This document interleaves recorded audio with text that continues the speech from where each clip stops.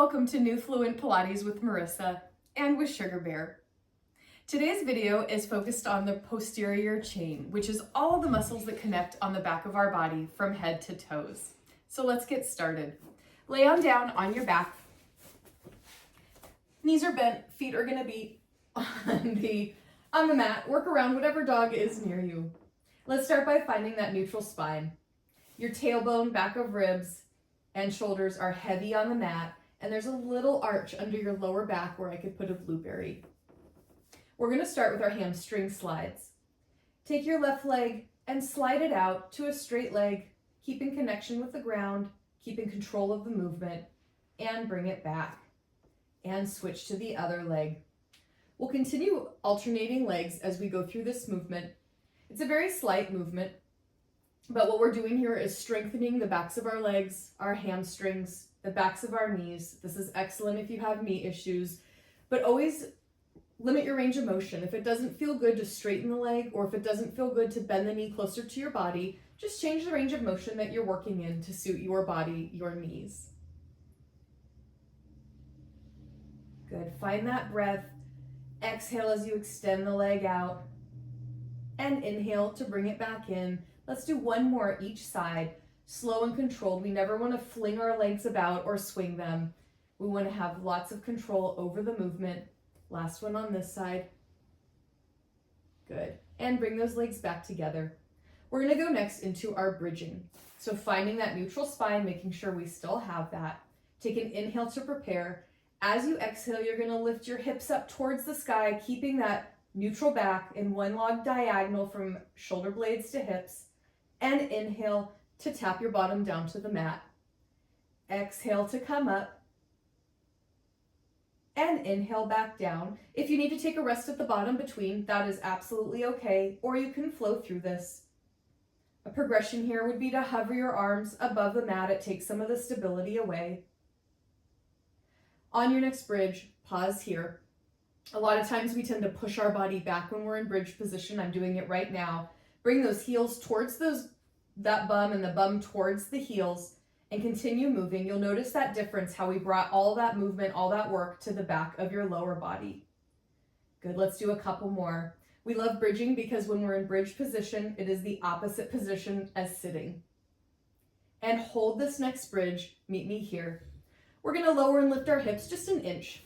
Lower and lift, lower and lift. Continue flowing through that. Again, bringing the heels towards the bum and bum towards the heel, bringing that work in the lower back of body for 3, 2, and last one. Come on down. Very good. We can take a quick stretch here. Figure 4 across one ankle over the opposite thigh. You can stay here. You can push that knee out, or you can grab onto the leg, the back of the leg, and even sit up a little bit. I do that because I have tight backs of legs. Gives me a little more range of motion. Good, set that leg down. Let's go to the other side. Take that nice stretch. Very good, meet me back with those feet down, that neutral spine. We're gonna do some pelvic tilts, working our way into articulated bridge. If you have any lower back issues, please continue to hinge bridge. This movement is not great for your lower back if you already have some issues there. All right, we're gonna inhale to prepare. Exhale, we're gonna crush that blueberry under our lower back, keeping our tailbone heavy. Inhale to find that neutral again, putting my arms up so you can see my back during this. Exhale to crush that blueberry. Inhale to come back to neutral. Notice how you see my core engage as I crush that blueberry. And back to neutral. Good. On this next one, we're going to come into bridge with that movement. Find the neutral spine. Inhale to prepare. Exhale, we're going to crush that blueberry. Tilt our pelvis towards us and come up one vertebrae at a time, just to our bottom of our shoulder blades. Take an inhale at the top. Exhale, we're going to come down. Upper back, middle back, lower back. Tailbone is last. Good. Finding that neutral spine as we inhale. Exhale as we crush that blueberry, imprinting our back, peeling up lower back, middle back, and upper back. Take that inhale at the top, bring those heels towards the bum. And on your exhale, we come down, Keep that pelvis tucked until the very, very end. The tailbone is the last thing to hit. Good, let's do that again. Inhale at the bottom. Exhale to imprint your back. Come up one vertebrae at a time, keeping those heels and those glutes connected. Inhaling at the top and exhaling to come down. Find that control with your pelvis. This is one of the places that we start to learn that control that we'll use throughout our flow as we continue with our Pilates journey. Let's do one more. Meet me up in this bridge. Exhale as you crush that blueberry, coming up into our bridge. Let's go into our lower and lifts. We're gonna lower an inch and come up an inch. Remember, an inch is about the size of a paper clip, so it's a very small movement. You might not even see me moving that much, but that's okay, I feel it. Don't forget to bring those heels towards the glutes, bringing that work back into your lower body. Good, let's go for 3, 2. On this next one, hold here. We're gonna come down for a count of 5, so stay with me. Start coming down for 5, 4, 3, 2, and last one. Very good. We are all done with our bridging. Let's take one more figure 4. Again, however you like, you can push that knee open. You can grab onto the back of the leg with your chest down or chest up. Lower that leg down. Let's get to the other side. With these videos, take a rest anytime that you need to. Take a stretch anytime you need to. And each time you come back to this, see if you can go a little bit further in the video. Very good. We're gonna set those feet down. We're coming back to our neutral spine position here. Starting with our left leg. We're gonna bring the left leg up to tabletop. Knee is directly over the hip. And lower it down. And other leg up to tabletop and lower down. Find your breath pace and move with your breath, or stick with my pace. You'll notice I'm moving slow and with control. It's very easy to fling our legs about, but this type of move is preparing us for future moves. And if we start our practice early with swinging our body around, when it comes time that we need that balance, we'll just flip right on over when we swing that leg up. So this is the time to find control. The movement is from the hips. Good. Let's go for 2 more on each side. This is our alternating march. And last one on this side. Good, bring those feet back down. Next, we're gonna bring our legs into tabletop. Let's take one leg into that tabletop position. Knee is directly over the hip. Shin is flush or parallel with the ceiling. Engage that lower core, bring that other foot up. Try and hold that neutral spine if you can. If you can't, crush that blueberry and hold here. I'm coming back to neutral. This time we're going the opposite way. One toe taps down towards the ground and comes back. And we alternate. So with this movement, we're using a lot of lower core to keep us in tabletop and to move this leg. If you find that you are dumping into the lower back or switching into imprint without trying to, don't go so low with that foot. It does not have to touch the ground. You have to find that range of motion that you can hold that spinal position, you can hold that pelvic stability. Does not matter how big or how small you go. Good, let's go for 2 more each side after this one. Finding that control, finding that breath, taking tension out of the upper body, checking in with that spine. Let's do 1 more each side because it's hard to count and talk at the same time. So let's make sure we even that out. And last one, meet me back in tabletop. If you need a break, take one here, or if your back is getting tired, you can cross your heels and bring your knees in towards you a little bit. That will help. We're gonna go with double leg toe tap. Squeeze those legs together. Both legs go down and come back up to tabletop. You probably won't be able to go quite as low with both legs together and hold that neutral spine, and that is okay. Find your range of control that's appropriate for your body. If this isn't for you, go back to the alternating single leg. Let's go for 3 more. Exhale as the toes come down and inhale up.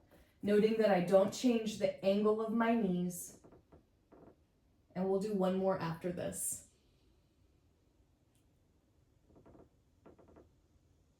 And bring them back up.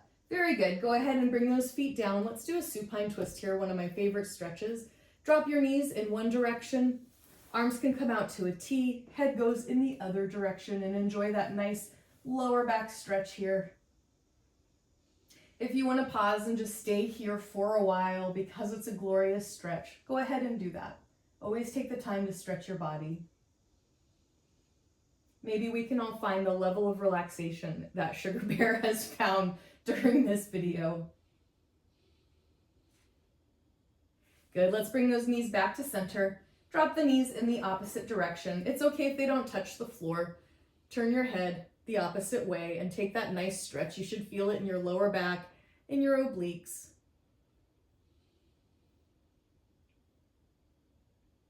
Good. And we're gonna sit on up. You can grab onto the back of your legs.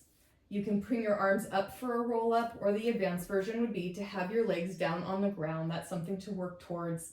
Let's take an inhale here. Exhale, nod your chin towards your chest and roll on up to a seated position. Very good. Next, we're gonna lay on our stomach. I think I will lay this direction towards Sugarbear. You choose what direction, what dog you wanna lay towards. We're gonna go for our single leg kick here.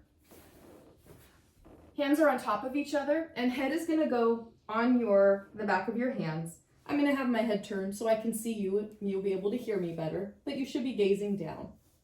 Bring those legs together. I'm gonna move forward just a little so you can see my legs for this. Press that pelvis into the ground. Legs are active, so toes are pointed and glutes are engaged. We're gonna bring one heel towards our bottom as we flex the foot and bring it back out, letting that toe point when you get to the bottom. Flex the other foot and kick it towards your bottom and back out. Good, let's continue alternating like this. This is a nice stretch of the back of the legs. I'm gonna put my head this way just so you can see that position. My head is aligned with my spine. Flexing that foot as it comes towards you and pointing as it goes down. Good. This is a nice lengthening movement. You can see sometimes I forget to flex my foot when I bring it towards me. That's okay. Flexing it will give you a little added stretch, a little added intensity there. Good. Let's go for 2 more each side, slow and controlled. Find your breath and match it with your movement, or just stay with my pace. That will keep you nice and slow, pressing that pelvic bone into the mat. And last one here. Very good. Lower both legs for a moment and rest. Keeping our upper body in the same position, your gaze is down, forehead is on the back of your hands. We're gonna go into our flutter kick. We'll start with our right leg, go back to those active legs, toes are pointed, your legs might even be floating a little bit off the ground here. Glutes are engaged. We're gonna lift one leg up using our glute to move it and lower back down and switch. So with this movement, it is coming from the glute. We're not swinging the leg. You're not gonna have a ton of range of motion, but that's okay. We wanna make sure we're focusing on engaging that glute to move that leg up and down.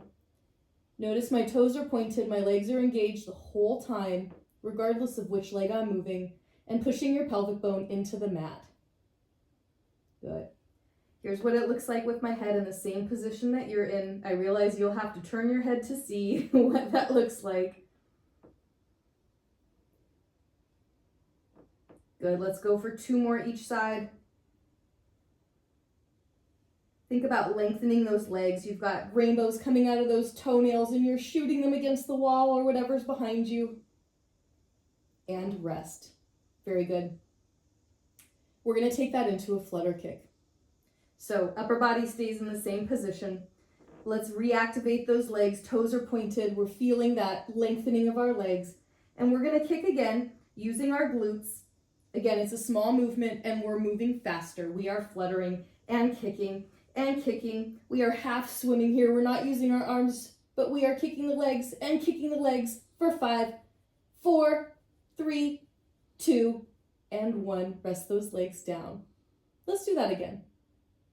Ready? Activate those legs. And we're going to start kicking, moving from the glute again. It's the same movement as the single leg. That same small movement coming from the glute, but we're going faster and faster for 5, 4, 3, 2, and 1. Rest those legs. Very good. We're going next into upper body. I'm going to scooch back so I don't wake Sugarbear here, but you can stay right where you're at. Legs are still going to be active. They're engaged with the floor. You can have those feet flexed. Make sure the glutes are active. We're pressing our pubic bone in. And when you're ready, arms are going to come out in front of you. Gaze is down. We're going to do the same thing with our arms. Lifting one arm up just a few inches and lowering down. And other arm and down. Slow and controlled. We don't want to lift our chest too far off the mat here because then we go into extension in our back. And it might be a little too intense for this position. So it's okay if you're close to the mat here. Good, let's go for 3 more each side, nice and slow and controlled. Pet a dog if you've got one on the other side of your hands. 2, keeping those legs nice and engaged. And last one on each side. Good, bring it all down, rest for a moment. We're gonna combine the 2 for a full swim. All right, here we go. Activate those legs, engaging the glute, pressing in the pubic bone, arms come out straight. We're gonna start finding that movement, opposite arm, opposite leg, but if that doesn't work for you, if that's not organic, just move those arms and legs. We're gonna start swimming. Let's pick up the pace. Those glutes are engaged. We're pressing our pubic bone into the mat. Doesn't feel great, but that's okay because we are moving our body, we are stretching, we are lengthening. We are 5 inches taller than we were when we started. We're doing this for 5, 4, keep breathing, 3, 2, and 1. Come on down. Let's take a nice child's pose here. Come to your knees, send your weight back towards your toes, and bring your head down.